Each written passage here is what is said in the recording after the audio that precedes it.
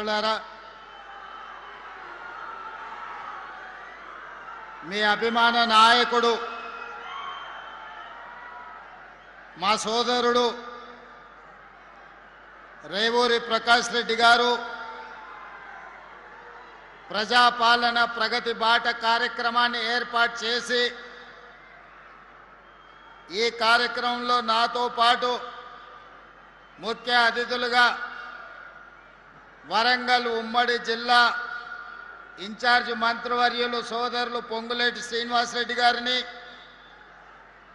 మా సోదరీమణి మీ అభిమాన నాయకురాలు శ్రీమతి సీతక్క గారిని, అదేవిధంగా సహచర మంత్రివర్గ సభ్యులు మిత్రులు అడ్లూరు లక్ష్మణ్ గారిని, అదేవిధంగా శాసనమండలి సభ్యులు పిసిసి అధ్యక్షులు సోదరులు మహేష్ కుమార్ గౌడ్ గారిని, అదేవిధంగా స్థానిక పార్లమెంట్ సభ్యులు సోదరిమణి డాక్టర్ కావ్య గారిని, అదేవిధంగా మహబూబాబాద్ పార్లమెంట్ సభ్యులు మిత్రులు బలరాం నాయక్ గారిని, అదేవిధంగా మిత్రులు సోదరులు రాజ్యసభ సభ్యులు వేం నరేందర్ రెడ్డి గారిని, అదేవిధంగా పెద్దలు మాజీ మంత్రివర్యులు ఉప ముఖ్యమంత్రిగా పనిచేసిన అనుభవం ఉన్న శాసనసభ్యులు కడియం శ్రీహరి గారిని, అదేవిధంగా సోదరులు శాసనసభ్యులు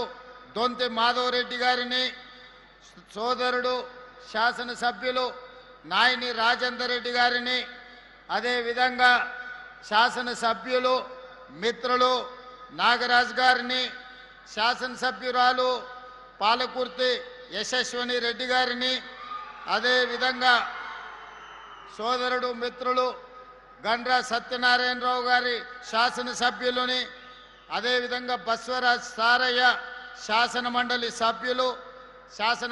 సభ్యులు శంకర్ నాయక్ గారిని, శాసనసభ్యులు డాక్టర్ మురళీ నాయక్ గారిని, డాక్టర్ విప్ రామచందర్ నాయక్ గారిని, అదేవిధంగా జిల్లా రాష్ట్ర మహిళా అధ్యక్షురాలు సోదరిమణి ఎర్రబల్లి స్వర్ణ గారిని, మాజీ మేయర్ గుండు సుధారాణి గారిని, సిరిసిల్ల రాజయ్య గారిని, మాజీ పార్లమెంట్ సభ్యులు సోదరులు కుసురుపాష గారిని, దయాసాగర్ రావు గారిని, వివిధ కార్పొరేషన్లకు సంబంధించిన చైర్మన్లు, ప్రజాప్రతినిధులు, పార్టీ ప్రతినిధులు, ప్రభుత్వ అధికారులు, వేలాదిగా తరలి వచ్చిన మా పరకాల శాసనసభ నియోజకవర్గం నుంచి వచ్చిన మా సోదర సోదరీమణులందరికీ కూడా మనస్ఫూర్తిగా అభినందనలు, కృతజ్ఞతలు.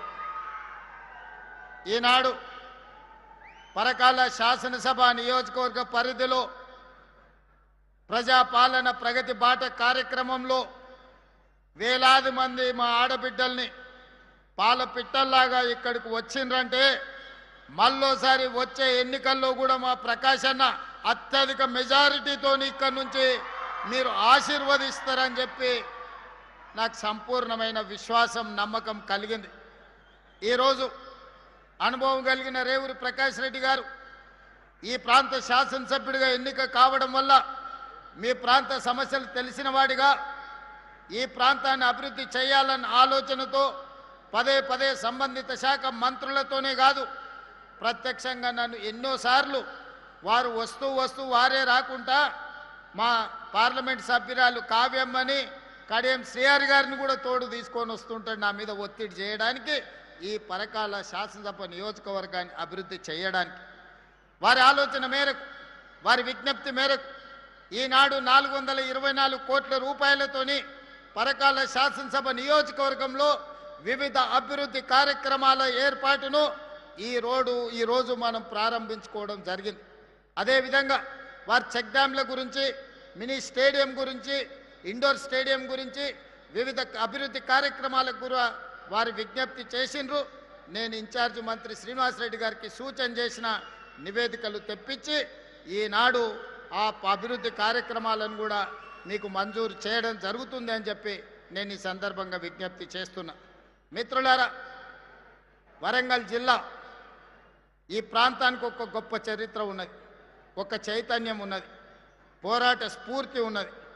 రాణి రుద్రమ నుంచి మొదలు పెడితే సమ్మక్క సారలమ్మ వరకు, అదేవిధంగా రుద్రదేవుడి నుంచి మొదలు పెడితే రామప్ప దేవాలయం, 1000 స్తంభాల గుడి ఈ ప్రాంతంలో అభివృద్ధికి, ఈ ప్రాంతంలో పోరాట పటిమకు ప్రతీకలు. అదేవిధంగా స్వతంత్రం వచ్చిన తర్వాత కూడా ఇక్కడున్న వాళ్ళను చూడండి.